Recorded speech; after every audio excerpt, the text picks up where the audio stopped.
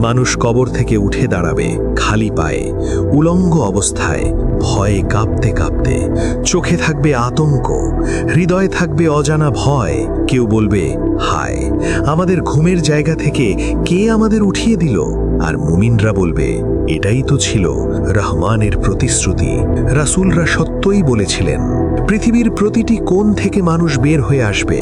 কারো মাথা নুইয়ে থাকবে, কারো চোখ আকাশের দিকে তাকানো থাকবে। শিশুরা পর্যন্ত ভয়ে বৃদ্ধের মতো হয়ে যাবে। সূর্য তখন মানুষের মাথার খুব কাছে নামিয়ে আনা হবে। ঘাম ঝরতে থাকবে, কারো ঘাম হাঁটু পর্যন্ত, কারো বুক পর্যন্ত, কারো আবার কান পর্যন্ত পৌঁছে যাবে। এই হবে হাসরের দিনের শুরু। এখানে আর কোনো লুকানোর জায়গা থাকবে না, কোনো পরিচয় কাজ করবে না, কোনো ক্ষমতা কাজে আসবে না। এখানে থাকবে শুধু একজন বান্দা আর তার রব। আর সামনে অপেক্ষা করবে সবচেয়ে দীর্ঘ সময়, হিসাবের অপেক্ষা। তারপর সব মানুষকে একত্রিত করা হবে এক বিশাল ময়দানে। এই ময়দান হবে হাসরের ময়দান। এখানে কোনো পাহাড় থাকবে না, কোনো গাছ থাকবে না, কোনো ছায়া থাকবে না, শুধু সমতল ভূমি আর অসংখ্য মানুষ। আদম আলাইহিসসালাম থেকে শেষ জন্ম নেওয়া মানুষ পর্যন্ত সবাই এখানে উপস্থিত থাকবে। কারো মাথায় মুকুট থাকবে না, কারো হাতে ক্ষমতা থাকবে না। রাজা আর ভিখারি এক সারিতে দাঁড়িয়ে থাকবে। সূর্য তখন মানুষের মাথার এত কাছে নামিয়ে আনা হবে যে তার তাপ সহ্য করা অসম্ভব হয়ে যাবে। ঘাম ঝরতে থাকবে, কারো ঘাম গোড়ালি পর্যন্ত পৌঁছাবে, কারো হাঁটু পর্যন্ত, কারো বুক পর্যন্ত, আর কারো কারো ঘাম মুখ ও কান ঢেকে ফেলবে। মানুষ কথা বলতে পারবে না, শ্বাস নিতে কষ্ট হবে। চারদিকে শুধু কান্না আর আর্তনাদ। এই অবস্থায় মানুষকে দাঁড়িয়ে থাকতে হবে একদিন নয়, 1 বছর নয়, 50,000 বছর। এই সময়ের মধ্যে কোনো হিসাব শুরু হবে না। কেউ কারো দিকে তাকাবে না, কেউ সাহায্য করতে পারবে না। মানুষ তখন বলবে, হে আমাদের রব, আমাদের হিসাব শুরু করে দিন। যদিও জাহান্নাম হয়, তবুও এই অপেক্ষা থেকে রক্ষা করুন। কান্না করতে করতে মানুষের চোখে আর অশ্রু থাকবে না। তখন তারা কাঁদবে রক্তের অশ্রু। ভিড় এত বেশি হবে যে মাটিতে একটি সূচ ফেলার জায়গাও থাকবে না। এই সময় ফেরেশতারা সারিবদ্ধভাবে দাঁড়িয়ে যাবে। আকাশ ভেঙে পড়বে স্তরে স্তরে। সপ্তম আসমান থেকে আল্লাহর হুকুম নেমে আসবে। তারপর জাহান্নামকে হাসরের ময়দানে নিয়ে আসা হবে। 70,000 শিকল দিয়ে জাহান্নামকে টেনে আনা হবে। প্রতিটি শিকল ধরবে 70,000 ফেরেশতা। জাহান্নাম এমন ভয়ঙ্করভাবে গর্জন করবে যে ফেরেশতারাও শিউরে উঠবে। মানুষ ভয়ে অজ্ঞান হয়ে যাবে। কেউ পালাতে চাইবে, কিন্তু কোথায় যাবে? ঠিক তখনই মানুষ বুঝতে পারবে এই জায়গা থেকে আর কোনো পালানোর পথ নেই। আর তখনই মানুষ অপেক্ষা করতে থাকবে একজনের জন্য, একজন মাত্র মানুষের জন্য, যিনি এই ভয়াবহ অপেক্ষার অবসান ঘটাতে পারবেন। হাসরের ময়দানে 50,000 বছরের অপেক্ষার পর মানুষ আর সহ্য করতে পারবে না। ভয়, তাপ, তৃষ্ণা আর অপমান সব একসাথে হৃদয়ে ভেঙে দেবে। মানুষ একে একে নবীদের কাছে যেতে শুরু করবে। তারা বলবে, আপনি আমাদের জন্য আল্লাহর কাছে সুপারিশ করুন, এই ভয়াবহ অপেক্ষার অবসান ঘটান। কিন্তু এক নবী থেকে আরেক নবীর কাছে গিয়ে মানুষ হতাশ হয়ে ফিরে আসবে। অবশেষে সবাই এক জায়গায় একত্রিত হবে। সবার চোখ তখন একজনের দিকে তাকিয়ে থাকবে। তিনি হলেন আল্লাহর সর্বশেষ রাসূল সাল্লাল্লাহু আলাইহি ওয়াসাল্লাম। নবী সাল্লাল্লাহু আলাইহি ওয়াসাল্লাম এই ভয়াবহ দৃশ্য দেখে আর সহ্য করতে পারবেন না।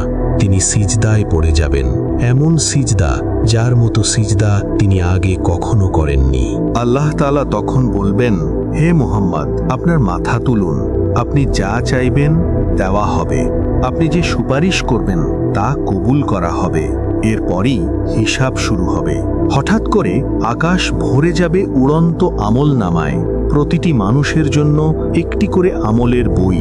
কোনো ভুল থাকবে না, কোনো কিছু বাদ যাবে না। সব লেখা থাকবে, গোপন পাপও, লোকচক্ষুর আড়ালের কাজও। মানুষ তাদের আমলনামা গ্রহণ করবে। যাদের ডান হাতে বই দেওয়া হবে তাদের মুখ উজ্জ্বল হয়ে উঠবে। তারা আনন্দে চিৎকার করবে, নাও, আমার বই পড়ে দেখো। আমি জানতাম আজ আমার হিসাব হবে, কিন্তু যাদের বাম হাতে অথবা পেছন দিক থেকে বই দেওয়া হবে তাদের চেহারা কালো হয়ে যাবে। তারা বলবে, হায়, আমাকে যদি এই বইটাই না দেওয়া হতো, আমি যদি জানতাম না আমার হিসাব কি। তারপর শুরু হবে সূক্ষ্ম প্রশ্ন, নামাজ, সময়, চোখের দৃষ্টি, কানের শোনা, জিহ্বার কথা, সব কিছুর হিসাব। অন্যের হক নেওয়া হলে সেদিন টাকা দিয়ে নয়, নেকি দিয়ে পরিশোধ করতে হবে। আর যাদের নেকি শেষ হয়ে যাবে তাদের ওপর অন্যের গুনাহ চাপিয়ে দেওয়া হবে। অনেকেই তখন বুঝবে দুনিয়ায় ছোট মনে হওয়া পাপগুলো আজ পাহাড় হয়ে দাঁড়িয়ে আছে। তবে যারা আন্তরিকভাবে তওবা করেছিল, যারা আল্লাহর ওপর ভরসা রেখেছিল, যারা বিনয়ী ছিল, তাদের জন্য হিসাব হবে সহজ।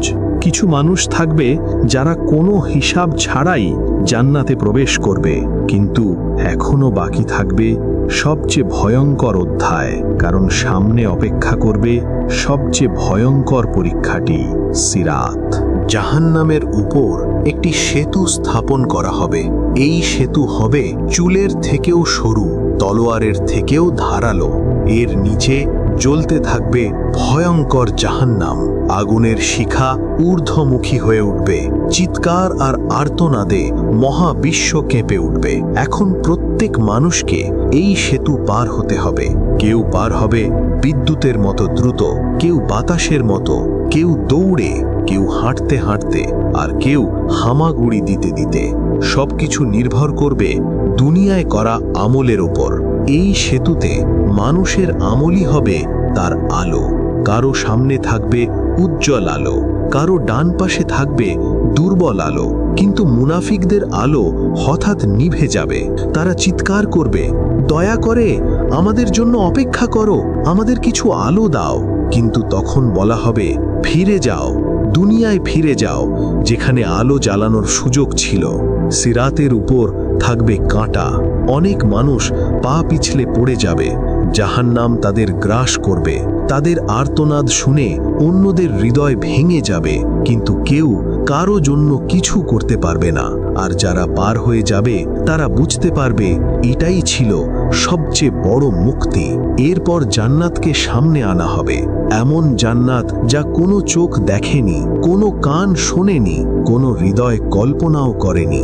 আর জাহান্নাম যারা দুনিয়ায় আল্লাহকে অস্বীকার করেছিল, যারা অহংকার করেছিল, যারা জুলুম করেছিল, তাদের স্থায়ী আবাস হবে। তারপর ঘোষণা করা হবে, হে জান্নাতবাসীরা, তোমরা এখানে চিরকাল থাকবে, কখনো মৃত্যু নেই। হে জাহান্নামবাসীরা, তোমরাও এখানে চিরকাল থাকবে, কখনো মুক্তি নেই। ঠিক তখনই মানুষ বুঝতে পারবে আসল জীবন এই দুনিয়া ছিল না। এই দুনিয়া ছিল শুধু একটি পরীক্ষা, আর এখন পরীক্ষার ফল প্রকাশ হয়ে গেছে। এই ভিডিওটা যদি আপনার মনে ভয় আর উপলব্ধি দুটোই জাগিয়ে তোলে, তাহলে এখানেই শেষ করবেন না। লাইক